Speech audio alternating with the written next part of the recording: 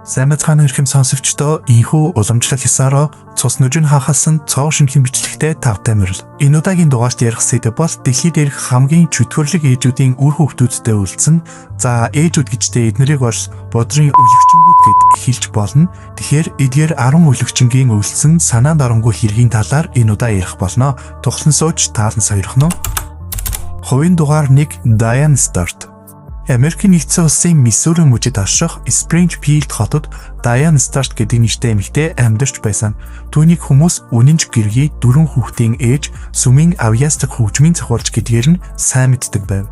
Түүний нөхөр Mark Start мөн орон нутгийн алдартай хөгжимчин байсан бөгөөд энгийн даруухан амьдарч үр хүүхдүүдэд өсгөж хүмүүжүүлдэг байлаа. Гаднаас нь харахад тэд эгэл жирийн бөгөөд хаяа бэрхшээлтэй тулгардаг энгийн л нэгэн гэр бүл шиг харагддаг байв. Гэхдээ хаалттай хаалганы цаана бүх зүйл огтур байлаа. Diane өөрийн зохиосон амьдралдаа аимшигтай ус хонцон тээж явсан бөгөөд тэрээр нөхрөө засхуу хойрог гэж дургуутдаг бол мөн өөрийн аутизмтэй хүүгээ амьдралын садаа гэж үздэг. Тэгээд ч дуусаагүй том охиноо санхүүгийн дарамт гэж үздэг байсан юм. Иймээс маш нарийн төлөвлөгөөтэйгээр тэднийг амьдралаасаа бүр мөсөн зайлуулах шийдвэр гаргав. Ингээд хамгийн ихний эмгэнэлт үйл явдал 2012 оныг Улаан өндөгний баярын нэм гарагт тохиулсан юм. Тэрээр 61 настай нөхөр Mark Start гэнэт нас барсан байв. Эмчнэр ямар нэгэн гэмт хэргийн шинж олоогүй тул үхлийг нь гэнтийн зоосгүй шалтгаантай холбож дүгнэв. Ингээд бэлэвсэн хоцорсон Diane нөхрийнхөө амь насны даатгалын мөнгийг авсан бөгөөд түүний амьдрал хэвийн үргэлжилж байв. Түүнийг хинч сэжгэлсэнгүй. Гэвч ердөө 5 сарын дараа Стортын гэрт дахин нэгэн үхэл тохиолоо. Тэрээр 26 настай хүү Шон өөрийн өрөөндөө гинэт нас барсан бөгөөд тэр олон жилийн өмнө автослоос болж тархиндаа гэмтэл авсан нэг юм байлаа.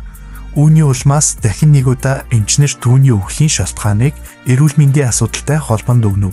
Ингээд 6 сараас ч бага хугацаанд 2 гишүүнээ алдсан энэ гэр бүлд үнэхээр л идэгмээргүй азгүйтэл тохиолдсон мэт ойр дотны хүмүүст нь санагдаж байлаа.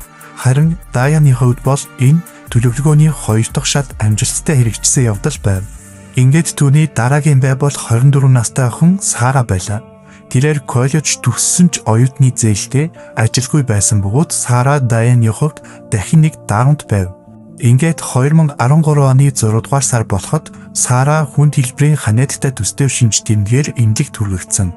Удалгүй түүний бүр болон бусад эрхтнүүд аимшигтайгаар ажиллахаа болж эхэлсэн бөгөөд эмчнэр алмаарч гэнэт үүссэн энэ өвчний талаар шалтгааныг нь тайлбарлаж чадахгүй байлаа. Хөөрхий Сара амьдралынхаа төлөө эмнэлгийн орон дээр өдөр бүр тэмцэж байх энэ үед үнэн айжмаар ил болж эхэлсэн юм. Гэхдээ энэ үнэн эмчээс биш нэрээ нуцсан мэдээлэгчээс гарч эхэлсэн юм. Энэ хүн бол Diane-ийн сүмийн пастор бөгөөд түүний нөхөр мөн хүүгийнх нь үхлийн дараагаас сэжиг авсан тул цагдаа нарт дуудж агуулж илүү нэвт шалгахыг санал болгосон юм. Ингээд мөрдөгчд Diane-ыг байцаалтанд дуудаж уулзтал эхэндээ тэр дахин нэг эмгэнэлт явдалд сөхөрсөн ээжийн дүрт тоглож байв. Гэвч зөрчилтэй баримтуудаар мөрдөгчд шахан тулгаж эхлэхэд түүний дүр төрх аажмаар хувьс хийсэн ч тэрээр тун тайван бараг хайхрамжгүй дуу хоолойгоор хийсэн бүх хэрэгээ хүлээж архив. Тэр нөхөр болон хүү хоёроо тэдний дуртай Coca-Cola ундаанд антифриз хийж аажмаар хордуулсан гэдгээ тайлбарлаж хийснийхаа дараагаар нөхрөө үзэн яддаг байсан. Харин хүү Шон нь түүнээс ч дор төвөг удаж байсан гэж тун тоомжиргүй хэлэх бөгөөд тэднийг ааснаар өөрийгөө чөлөөсөн гэж мэдүүлсэн байна. Үүгээрч зогсохгүй охин Сарагаа ажилгүй оюутны зээлтэй гэх шалтгаанаар 4 өдрийн турш аажмаар хордуулж байснаа хүлээсэн юм. Гэхдээ хамгийн цочирдон баримт нь дараа нь ил болсон бөгөөд Diane энэ хэргийг ганцаараа хийгээгүй тэр хамсаатантай байсан бөгөөд хамсаатан нь түүний хамгийн бага охин 22 настай Rachel Start байв. Мөрдөгчд Rachel-ийг байцаахад тэр ч бас бүхнийг хүлээсэн байдаг. Ээж нь эцгийн насныг мэдэж байсан ах Шоныг алах төлөвлөгөөнд мөн оролцсон. Мөн охин Сараг хордуулахад ч мөн тусалсан гэдгээ хүлээн зөвшөөрөв. Ингээд мөрдөн байцаалтын явцад аимшигтай баримтууд илэрч эхэлсэн юм. Diane-ийн хувийн өдрийн тэмдэглэл харанхуй эмх замбраагүй шүлгүүд нөхрөө алах хүртэл тооцоолсон хүйтэн бичвэрээр дүүрэн байжээ.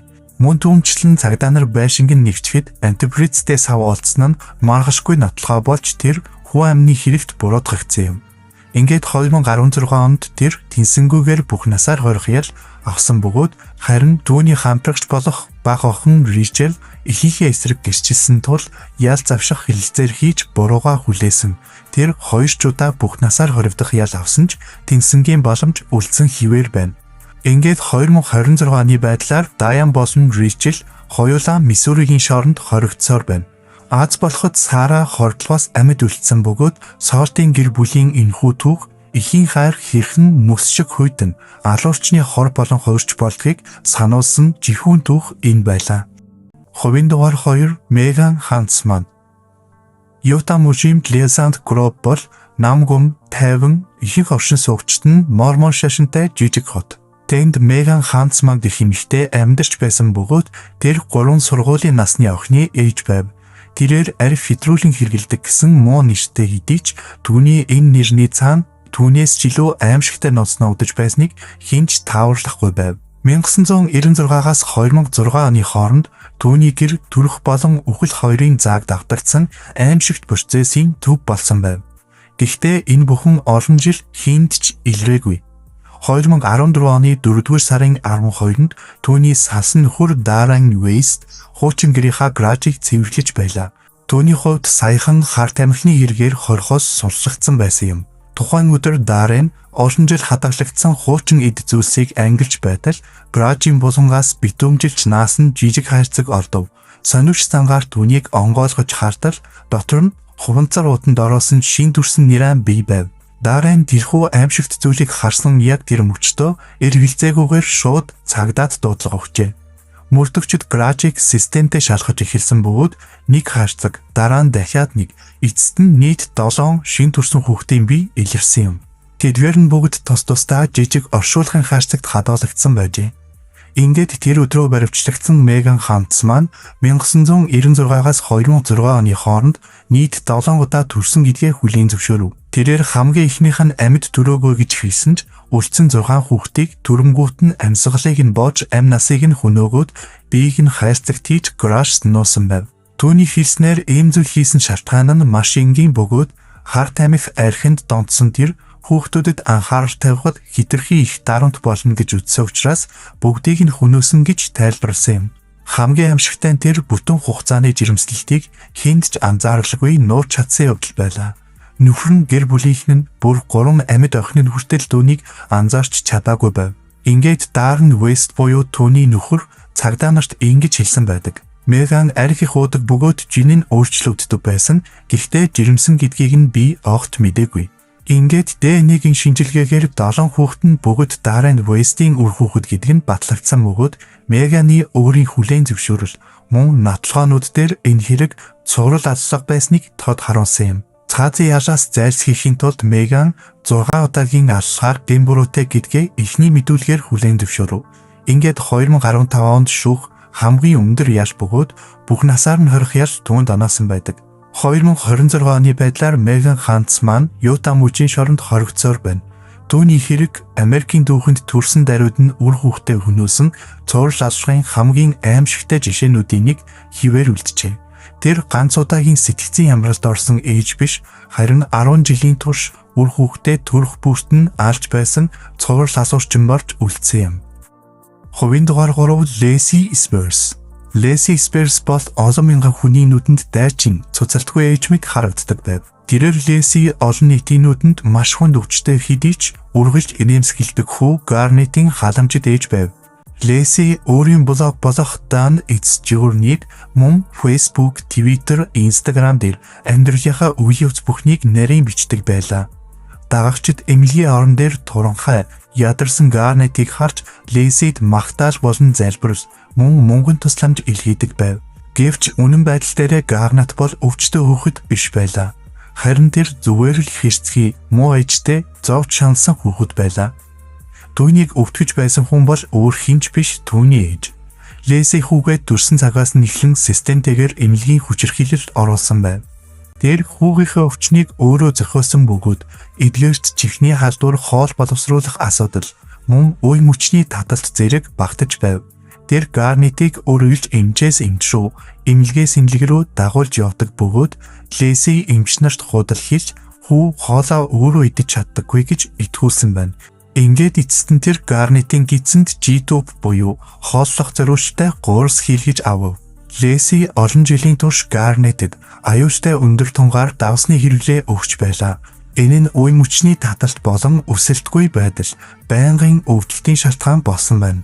Ингээд хамгийн аимшигтай үйл явдал 2014 оны 1-р сард болж тэр эцсийн үхлийн тонг Гарнетэд өгөв. Тэрээр Гарнет Нью-Йорк мужийн нэгэн эмнэлэгт хэвтэж байхдаа цусан дах наатрийн хэмжээ гинт аюултайгаар өссөн энэ үед эмч нар хүүгийн амийг аврах гэж яарч байв. Харин тэр үед Леси Facebook-т идэвхтэй хിവэрэ байсан бөгөөд хүүгийнхээ үхэлтэд тэмцэж буй зургийг тавьж даашtaасаа тусламж хүсч байлаа. Аз болоход энэ үед эмнэлгийн ажилчид сэжиг авсан бөгөөд тэд Гарнетийн өрөөнд дарт камер суйрлуулахад бүх нотлохоо ил болсон байна. Тэрээр Леси хүүгээ хооллох хоолтой нь ариун цэвэр өрөөнд ганцааранг нь 2 удаа оруулсан. Тэр бүрийн дараа Гарнетийн бие огцон муудаж байв. Харамсалтай нь 2014 оны 1-р сарын 23-нд 5 настай Гарнет тархины үхэлд хүрч нас барав. Тэр ээжийнхээ онлайн анхаарал, лайкны төлөө амнасаа алдсан байлаа. Ингээд мөрдөн байцаалт албан ёсоор ихвч Лесигийн гэрээс наатритай хооллох хувтнууд мөн 2 өөр G-tube гуурс олдсон байна. Түүгээрч зогсохгүй интернет хайшлын түүхэнч ямар ч их хүний санаанд оронгүй үнэхээр аимшигтай байв. Тэрээр хүүхдийн давсны хордлого, наатрийн өндөр түвшин, таталтын шалтгаан гих зэрэг хорны нөлөөг өрчилөн судалж байсан нь тодорхой болов. Мөн Леси хүүгийн эцгийг нас барсан, цагдаа байсан гэж хүмүүст ярьдаг байсан хэдий ч эцэг нь амьд хүүтэйгээ уулзахыг олон жил оролцсон ч Леси түүнд саад болдог байв. Ингээд эцэст нь 2015 онд Леси Спирс 2 дугаар зэргийн алшлагын хэрэгээр шүүхэд орсон бөгөөд прокурорууд түүнийг хүйтэн тооцоосон манипулятор гэж тодорхойлов. Шүүх түүнийг буруутай гэж үзэж 20 жилийн дараа давж заалдах хэрэгтэйгээр бүх насаар нь хорих ял оноосон юм. Энэ бол сошиал сүлжээнд дэх хандлт, анхаарал, өөрийгөө батлах хэдий хэрэгцээ ямар аимшиг төгсгөлд хүргэж болохыг харуулсан түүх юм. Хувийн дугаар 4 Даяны Данс. Диана гишүүний эмэгтэй нэгэн шөнө хүнгүй харанхуй зам дээр үсрэхэг танихгүй ир машин руу дайрч дээрэмдэх гэж оролцсон. Дараа нь түүний 3 хүүхдийг буудаад зүгтсэн гэж цагдаад мэдүүлсэн. Энэ түүхийг сонссон хэн бүхэнд түүнийг өрөвдөх хайрлах мэдрэмж төрж байв. Гэвч эмнэлэгт очсон цагаас эхлээд Даянагийн амир хүмүүсийг цочирдуулж эхлэв. Эмчнэр хүүхдийн амийг аврах гэж цус хөлсөө туслуулан ажиллаж байхад Даяна харин тайван бараг хүүхдүүдээ санаа зовоогүй шинжтэй хол хүндий байв. Тэр хүүхдүүдийнхээ биеийн байдлыг анхаарах биш харин өөрийн сонирхож байсан гэр бүлтэй ир Роберт Никербокер хаан байгааг асууж байсан гэж энэхий ажилтнууд хожим ярьсан байдаг. Харин удалгүй мөрдөгчд ч түүнийг сэжиглэж эхэлсэн бөгөөд түүний яриа байнга зөрдөг, сэтгэл хөдлөл нь огцом өөрчлөгдөж, заримдаа уйлж, заримдаа инээж, хаяа бүр хошгондог байв. Гэр телевизэд ярилцлага өгөхдөө инээмсэглэн, итгэжтэй бараг баяртай мэт болсон үйл явдлыг тайлбарлаж байлаа. Энэ нь хүүхдээ алдсан ээжийн ямар ч дүр төрхтэй тохирохгүй байсан юм. Мөрдөж дудалгүй танихгүй итгэхээс холдож, Даяна руу өөрлөн чиглэж эхлэв. Цагдаа нар түүнийг өдрийн тэмдэглэлийг олсон бөгөөд тэнд нэг зүйл тодорхой байлаа. Даяна Роберт Никербокер гэх гэр бүлтэй эрт галзуу мэт дурласан байсан бөгөөд тэр тэмдэглэлтэй 3 хүүхдээ өөрийн аз жаргалд саад болж буй дарамт гэж бичсэн байв. Харин Никербокерийн хувьд их нэртэй Даянагаас илүү хайртай. Тэгээд ч Даянагийн хүүхдүүдийн аав болохыг хизээж хүсээгүй тухай тэр бичсэн байлаа. Даянагийн хувьд гарцсан маш аимшигтай энгийн байв. Хэрв хүүхдүүд нь байхгүй бол ямар ч саад үлдэхгүй тэгээд өөрийгөө Никербокертэй гэрлэж чадна гэж үзсэн байв. Гэхдээ прокуроруудын хувьд нэг гол асуудал байсан нь шууд гэрч юм. Тэр гэрч нь амьд үлдсэн цорын ганц охин Кристи байсан бөгөөд тэр буудууснаас болж тархиндаа хүнд гэмтэл авч ярих чадвараа алдсан байлаа. Харин сар дамсан имчилгээний дараа Кристи айжмаар сэргэж эхлэв. Ингээд прокурор Брэд Хьюди түүний итгэлийг олж удаан хугацаанд зөөлөн харилцсны эцэст тэр гол асуултыг охиноос асууж чадсан байна. Тэрээр Кристи чамайг хэн буудсан бэ гэж асуухад нэлээд удаан намгум суусны эцэст бяцхан охин богино натлаа итгэмээргүй хариулт өгсөн байна. Ингээд удалгүй шүүх хурал ихэлсэн бөгөөд бяцхан Кристи үнэхээр зоригтойгоор гэрч болж чадав. Тэр хэлэхдээ ээж нь машинаа зогсоож буу гархан гурвуулангийн бууцсан гэж хэлсэн байна. Энэ гэрчлэл хэргийн гол түлхүүр болсон хэдий ч Даяна харин жүжигэ үргэлжлүүлсээр байв. 1984 оны 6 дугаар сард шүүх түүнийг нэг хүний амнасыг хохируулж, хоёр хүнийг алхахыг завдсан гэмт хэрэгт буруутай гэж үзэж, түүнд бүх насаар нь хорих ял оноосон байна. Ял сонсох үедээ Даяна бууж өгсөнгүй, тэрээр би хүүхдүүдээ алаагүй гэж хашгирсаар байв. Гэвч түүхэнд дуусаагүй бөгөөд 1988 онд тэр шоронгоос оргож 10 хоног зүгтсэн хэдий ч дахин баривчлагдсан. Ингээд 2026 оны байдлаар Даяна Даунс 70 настай Калифорнийн эмэгтэйчүүдийн хорих ангид хоригдсоор байна. Даянагийн 3 хүүхэдтэй буудсан энэхүү ослоос нэг хүүхэд нь амиа алдсан бол амьд үлдсэн хүүхдүүд болох Кристи болон Дэни нарыг түүний хэргийг мөрдсөн прокурор өргөж авч өсгсөн байна. Хувийн дугаар тавал Лори Вилов. Лори бол Аризона мужид өсвөр насны охин Тайли Райан болон мөн тусгай эрхцээтэй өргөж авсан хүү Жижи нартай хамт амьдардаг байв. Иргэн тойрны хүмүүс нь түүнийг сүмд явдаг итгэл үнэмшилтэй гэр бүлсэг жирийн нэгэн ээж гэж дүгнэдэг байлаа. Гэвч 2018 онд түүний амьдралд огцом өөрчлөлт орсон юм. Тэр Чад Дэбл гэх нэртэй танилцсан бөгөөд Чад бол өөрийгөө зөвгнөвч гэж нэрлсэн Апокалипсийн тухай ном бичдэг нэгэн байв. Тэд хамтдаа туйлширсан шашны итгэлд гүн гүнзгий автаж өөрсдийгөө сонгогдсон хүмүүс гэж итгэх бөгөөд дэлхийн төгсгөл ойртож байна гэж үздэг басааж. Тэдний итгэл үнэмшилд аимшигтай нэг ойлголт байсан нь хэрвээ хүний сүнс биеэсээ гарвал хар сүнс орж ирдэг, тийм хүнийг зомби гэж нэрлэнэ. Тэгээд тэр хүнийг чөлөөлөх цорын ганц арга бол биеийг нь устгах гэж тэд итгэж байв.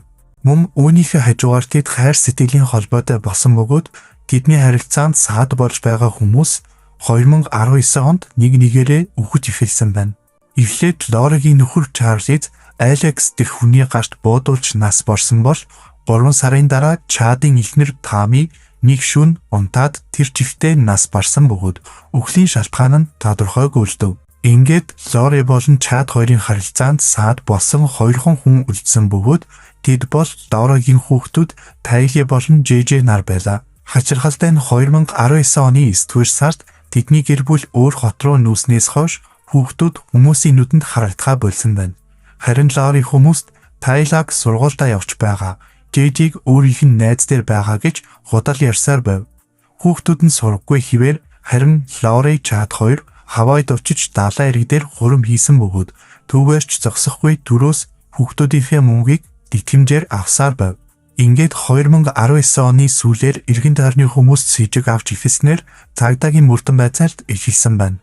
Мөрдөвчид 2020 оны 6 дугаар сард Чадын хашааг ухахад үнэхээр аимшигтай нууц ил болсон бөгөөд Тайлигийн биеийг хэдэн хэсэг таслагдсан шатаасан байдалтайгаар харин Жижиг улаан пажаматай нь скотчоор бууж булшинд булсан байлаа. Шүүгчдийн үзэж байгаагаар шашны мухар сүсэг бол хэрэгээ нуух шалтгаан байсан бөгөөд жинхэнэ шалтгаан нь эд хөрөнгө, мөнгө болон тэдний хувийн шунс байв. Эцэст нь 2023 онд Лори болон Чад хоёр хоёулаа ял сонссон бөгөөд Лори насан туршийн хорих ял авсан бол харин Чад цаад ял сонссон бөгөөд одоогоор цаад ялаа хүлээн шоронд хоригдсоор байна. За ингээд өнөөдрийн дугаарт бүх үндэстнийг хуурсан ээжээс ирэхэд шашны итгэл үнэмшил нэрийн дор дотны хүмүүсээ хөнөөсөн ээж хүртэл эдгээр 5 аимшигт ээжийн түүхийг та бүхэнд хүргэлээ. За дараагийн бичлэгт үлдсэн 5 муу ээжийн бодит хэргийг үргэлжлүүлэн оруулнаа. Мөн цаашдаа хамгийн аимшигтай, хамгийн харгас гихмит товч зэгцтэй цуврал бичлэгүүд хийх төлөвлөгөөтэй байна. Хэрвээ энэ төрлийн контент танд сонирхолтой санагдсан бол миний суугт лайк болон subscribe дарж нэр дээрээ за дараагийн бичлэгээр уулзлаа. Баяртай.